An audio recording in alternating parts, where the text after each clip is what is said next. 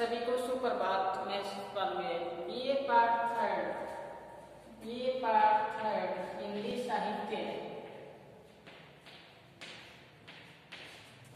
हिंदी साहित्य के अंतर्गत हम पढ़ रहे हैं संभोग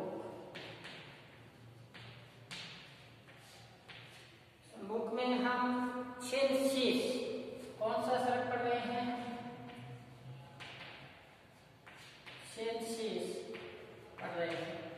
यहाँ राम और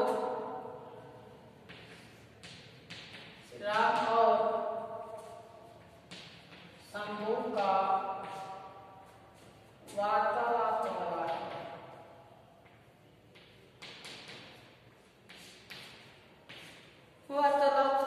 क्या बता रहे हैं संभोग? क्या प्रश्न खड़े किए हैं श्री राम के आगे?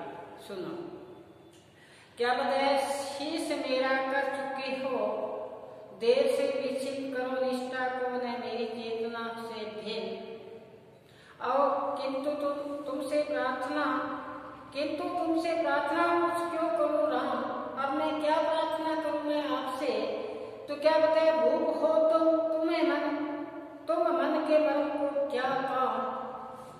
लो उठाओ खड़ग अपना तीक्ष्ण धार रक्त से करती रही बार बार स्नान। जो आपकी तलवार है वो बार बार रक्त से स्नान करती रही है। उस तलवार से मेरा कटा हुआ शीश को फिर से इसको क्या करो, इस पे वार करो, काट लो संकल्प का शीश। जो मेरे विचार पनप रहे हैं, बार बार मेरे विचार आ रहे हैं, उस विचार को आप अपने इस सनी हुई रक्त से ही तलवार से मेरा वार करो तुम सहस्र समर्थ है, अन्यथा मान लो कायरता, अपनी कायरता मान लो। जो मैंने प्रश्न आपके सामने उपस्थित किए हैं उन प्रश्नों का जवाब दे दो। राम लेकर खड़ग बंदूक को चले। जैसे ही राम अपने हाथ में लिए तलवार संभोग ऋषि के सामने जाते हैं तो कहते हैं दबी पशुता के पत्थर पे, जो पशुता के जो पंजे थे वो क्या हो गए, बड़े हो गए। देवता का तन छुआ, देव की तन था, उसमें ऐसा लगा कि गर्म तलवार से किसी तन को छुआ है। आगे क्या बताया है कि किसी की बदल से किसी की प्राण रक्षा, अगत्ता से मुक्त आत्म व्यवस्था। क्यों करे विश्वास इस व्यक्ति कोई, क्यों करे सलंग इससे भक्ति कोई नहीं। किसी मनुष्य का गौरव बढ़ेगा, विष्णुता की ओर गौरव बढ़ेगा, आपकी महानता की बात नहीं होगी। यहाँ पे आगे से क्या बताया है आत्म कथ्य में। अब हम शीर्ष के बाद में चलते हैं आत्म कथ्य। कौन सा आत्म कथ्य?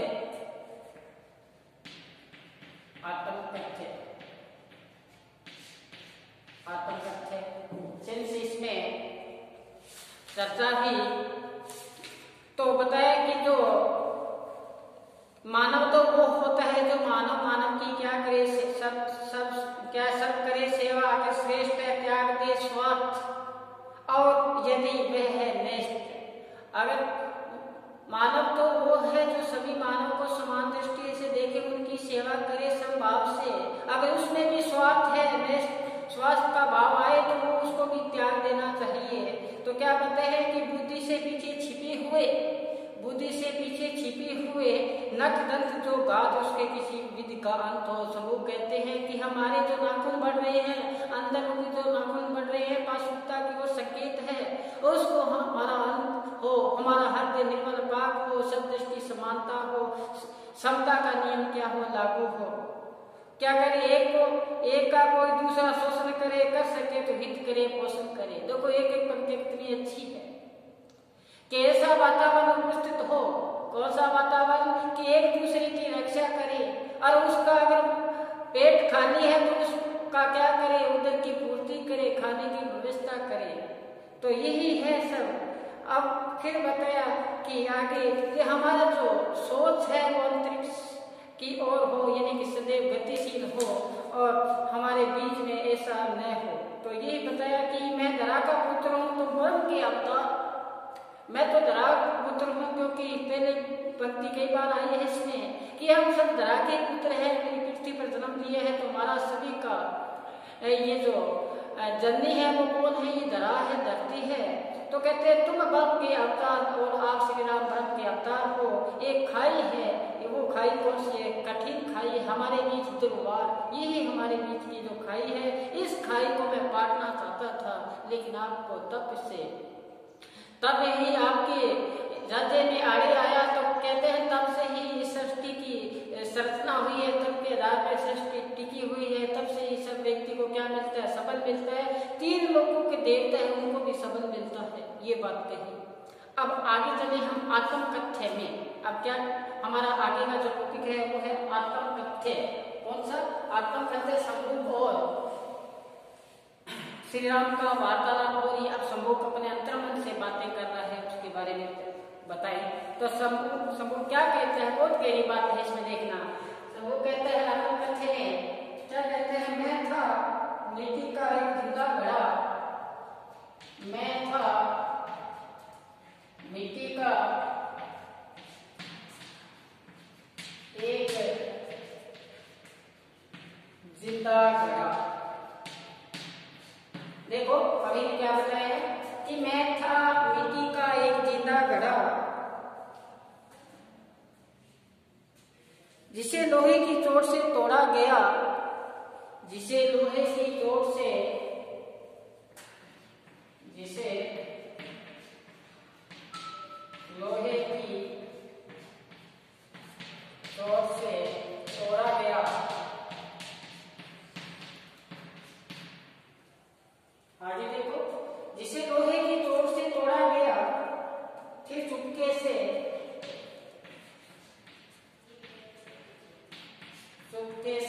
अपनी तुलना कर रहा है यहाँ शंभू। क्या बताया है? मैं था एक मिट्टी का घड़ा, मैं था एक मिट्टी का घड़ा, जिसे लोहे की चोट से तोड़ा गया, फिर चुपके से गली के अंधियारे, फिर चुपके से गली के अंधियारे,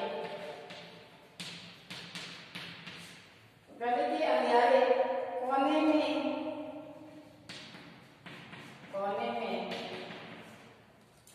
टोट के साथ छोड़ा गया,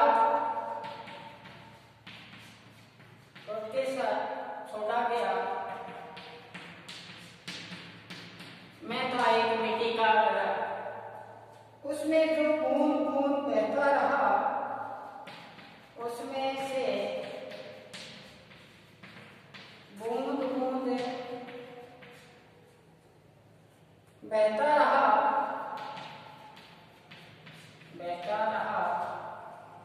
जल नहीं,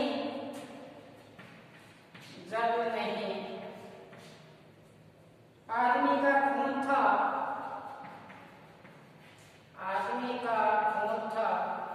मैं था मिट्टी का एक घड़ा, जिसके ठोकरे उठाए, इन्होंने ठीकरे उठाए,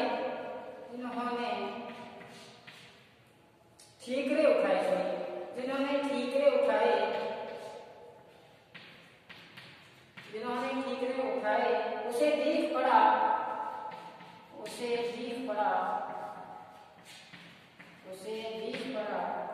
मैं था मिट्टी का एक जिंदा घड़ा, मैं था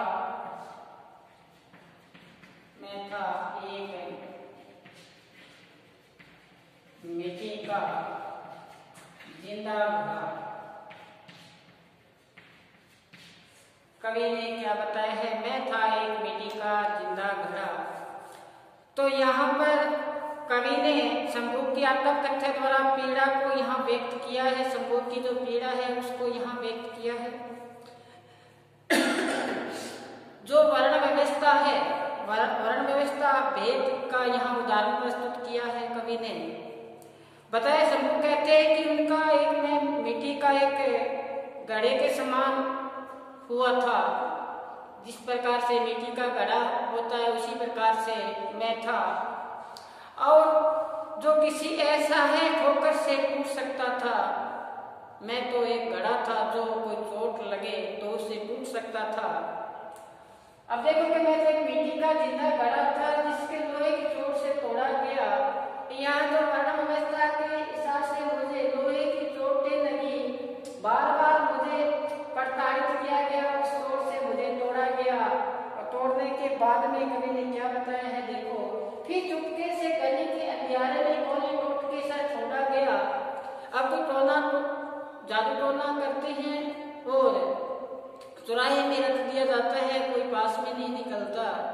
ऐसी मानसिकता बनी हुई है। वही बात यहाँ सामने आई है। कवि बताते हैं कि संभोग रूपी कच्चा घड़ा तोड़ने के पश्चात उसे जो ठीकरे होते हैं उस ठीकरों को उठाकर एक अंधेरी गली में वहां पर रख दिया गया और रखने के बाद में छोड़ दिया गया। जैसे जादू टोने के क्रियाओं करने के पश्चात उसको छोड़ा जाता है और अंधेरी गली में छोड़ दिया जाता है। तो कहते हैं कि उसे टूटे हुए में जो ठीकरा था उस टूटे में ऐसा पानी सा बह रहा था, बूंद बूंद। तो कभी कह रहा है कि यहाँ वो पानी नहीं था, वो मेरा रक्त था, वो मेरा क्या था, खून बह रहा था, उसमें बूंद बह रहा था। जो पास आया उसे टूटे ठीकरे को टुकड़े को उठाता है और क्या करता है, उन्हें दिखाई नहीं पड़े मैं एक क्या था, जिंदा घड़ा था।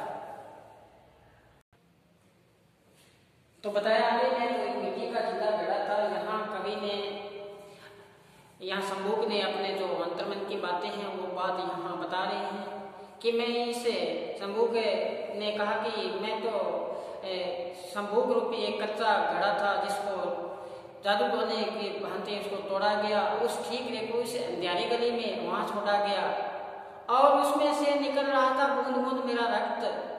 और फिर ये बताया उसमें बूंद बूंद बहता रहा, जल नहीं, ये तो क्या था, आदमी का खून। ठीकरे उठाए ही गड्ढा पड़ा, मैं एक मिट्टी का जिंदा घड़ा, उस ठीकरे में मैं व्यापक था।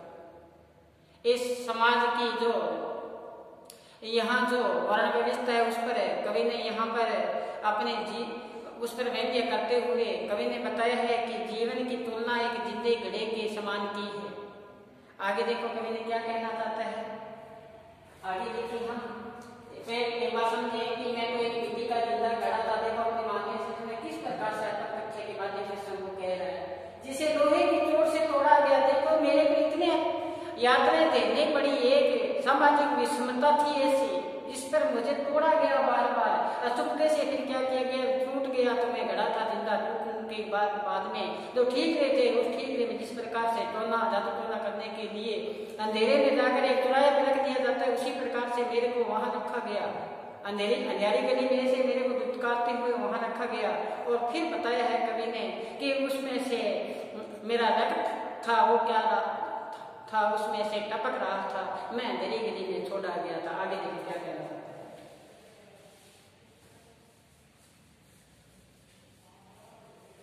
मैं तो एक बेटी का जिंदा घड़ा। आगे देखो, देखा जब बहू का, देखा जब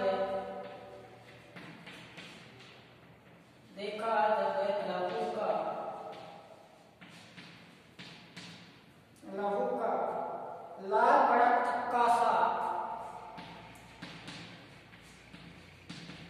लाल बड़ा थक्का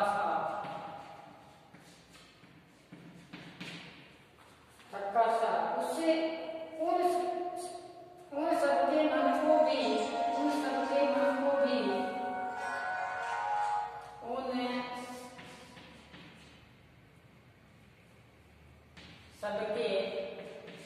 मन को भी, उन सब मन को भी, उन सबके मन को भी, उन सबके मन को भी लगा अचानक धक्का, लगा अचानक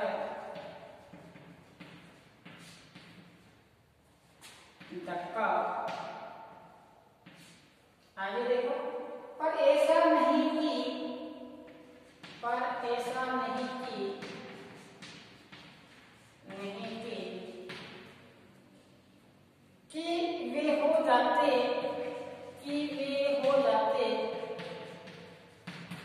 कि वे हो जाते अन्य आहत के साथ,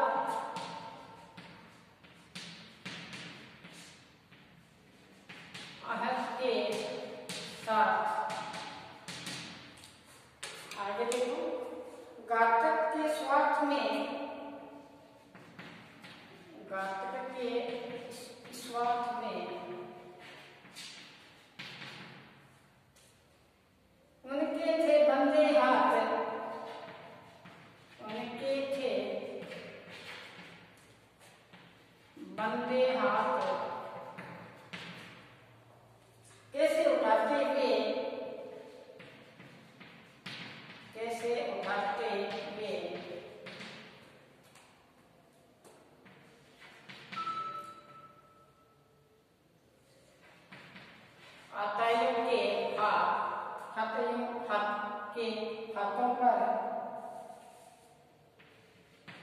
हाथों पर अस्त्र शस्त्र वे कैसे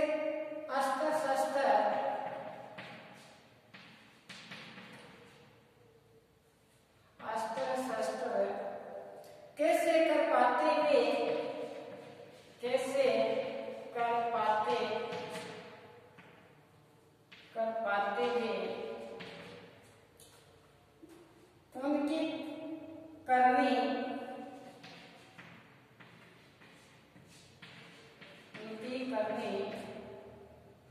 विवस्त्र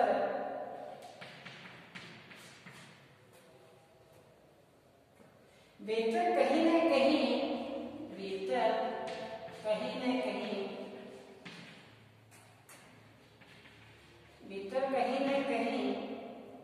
उन्हें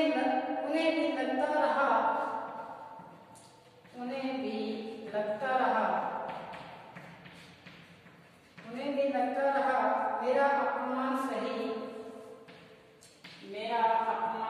सही।